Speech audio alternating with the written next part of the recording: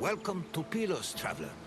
This area, along with the nearby island of Sphakteria, were important battlegrounds during the Peloponnesian War. The Peloponnesian War was a great conflict between rivals Sparta and Athens. It lasted many years and cost a great number of lives on both sides. The battles of Pylos and Sphakteria occurred almost one after the other, and culminated with one of the most surprising outcomes in the entire war. But I will not spoil it for you.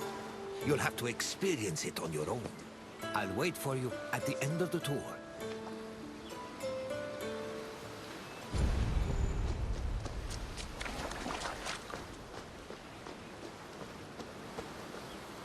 Since 431 BCE, the Peloponnesian War had been raging between Athens, Sparta, and their allies, with neither side gaining much ground. But in 425 BCE, an Athenian general named Demosthenes changed that.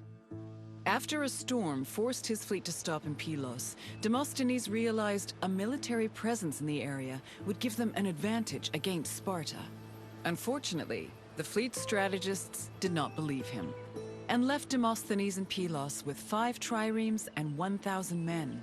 The Spartans, meanwhile, were too busy celebrating a religious festival to notice the enemy on their doorstep.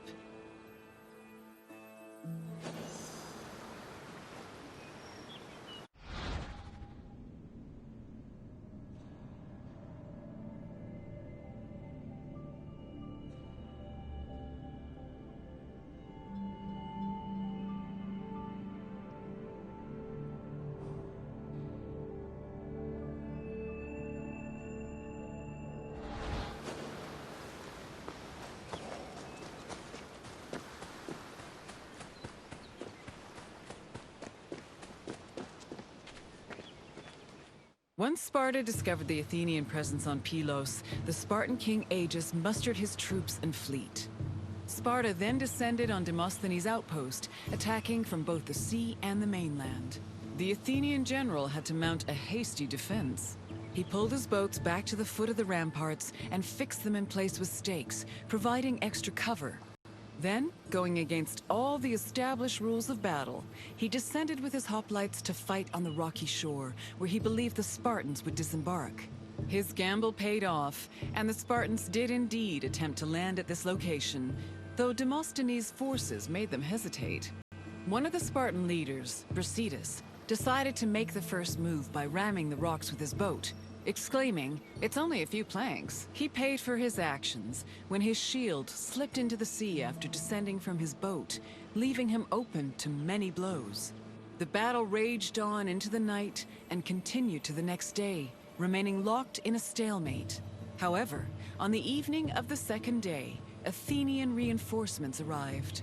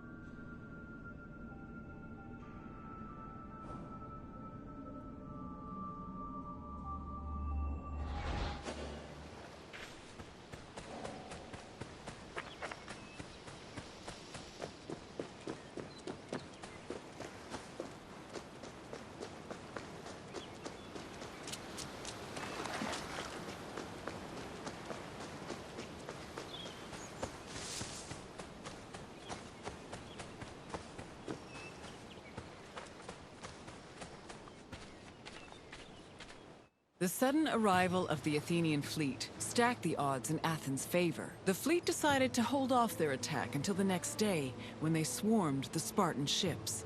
They successfully captured 5 enemy ships and damaged many others, cutting off access to the nearby island of Sphakteria. Then, to add insult to injury, the Athenians raised a stake, hung with weapons they'd captured from the Spartans, including the shield of Brasidas. Meanwhile, the 420 Spartans on Sphakteria were trapped, and Sparta was completely helpless to rescue them.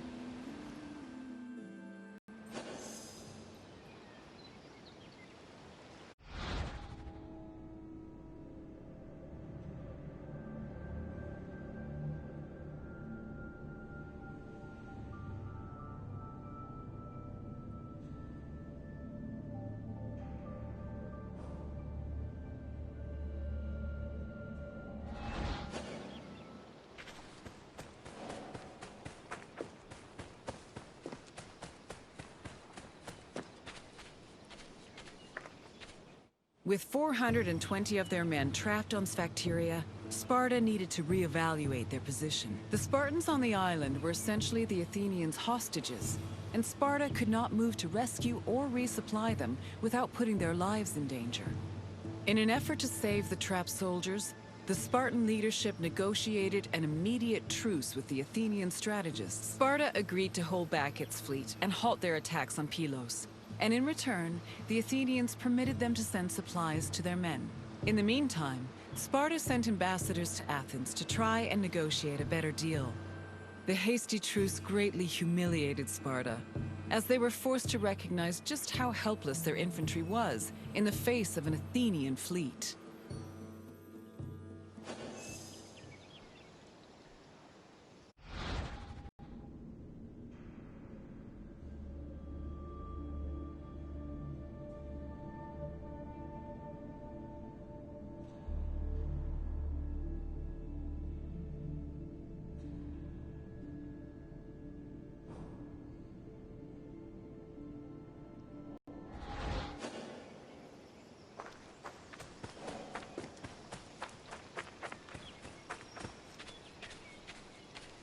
To bargain for the safety of their men, Sparta sent ambassadors to Athens to propose a cessation of hostilities. The ambassadors tried to emphasize that their situation was not a result of strategic incompetence or lack of strength, but rather plain bad luck.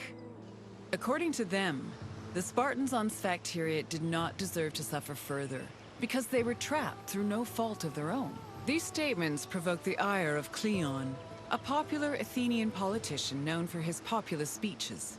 Cleon insisted that the terms of negotiations be discussed openly before the assembly and the Athenian people, instead of in private. The Spartan ambassadors were not as comfortable with public speaking as the Athenians, so they decided to leave.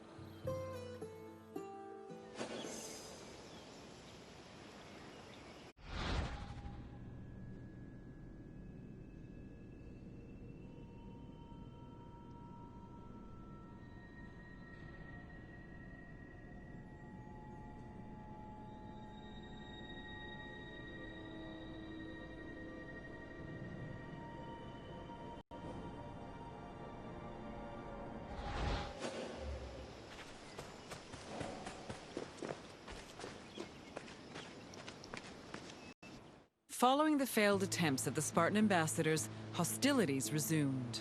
Back in Athens, Cleon took matters into his own hands. After being elected general, or strategos, he left to join the ongoing battle, accompanied by javelin-armed infantry and archers. With renewed strength and numbers, the Athenians landed on Sphakteria and engaged their enemy. The battle was hard fought, but they eventually managed to surround the remaining Spartans. It was then that Cleon invited the Spartans to surrender, as he hoped to return to Athens with prisoners. The Spartans were exhausted after spending 72 days on the island, so they accepted Cleon's offer and laid down their arms.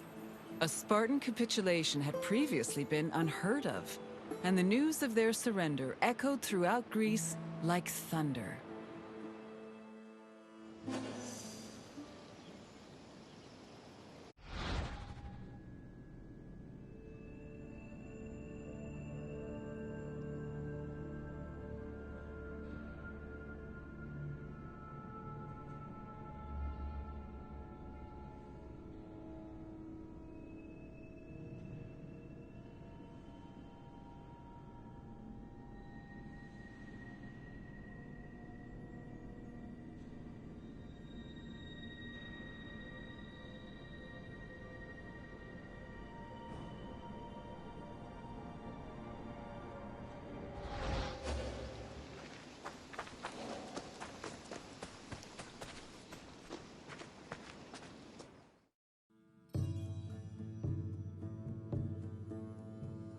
The Spartans' capitulation completely changed the course of the Peloponnesian War.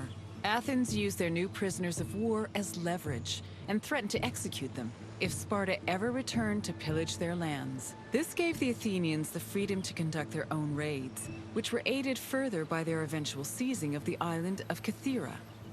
Sparta tried to negotiate for peace, but were unsuccessful. Cleon, meanwhile, was emboldened by his victory and continued to gain popularity with the Athenian people. Popularity that translated to power.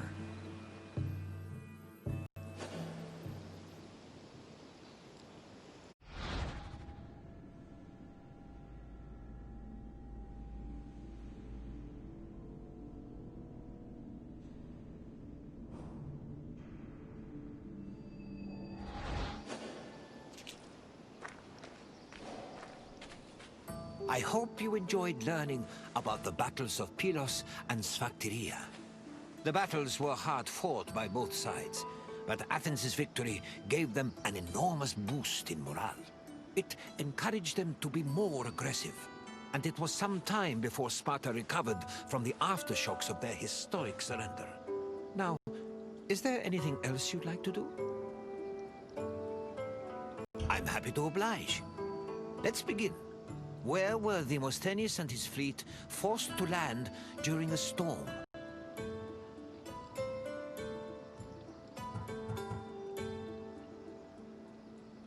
No, although the Athenians would...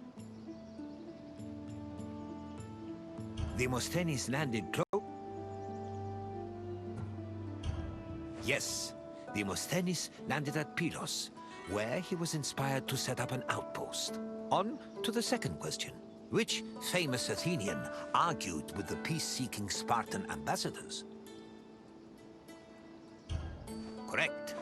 Cleon demanded the terms of the peace be discussed in front of the Athenian assembly, which greatly dissuaded the ambassadors. One last question. Which Spartan general rammed Pylos with his ship?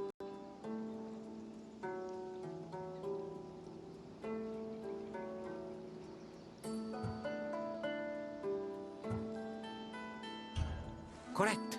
Brasidas ordered his ship to ram the rocks and lost his shield in the process. You've passed the test. Well done, traveler. Then I will say farewell. Though I hope our paths will cross again someday.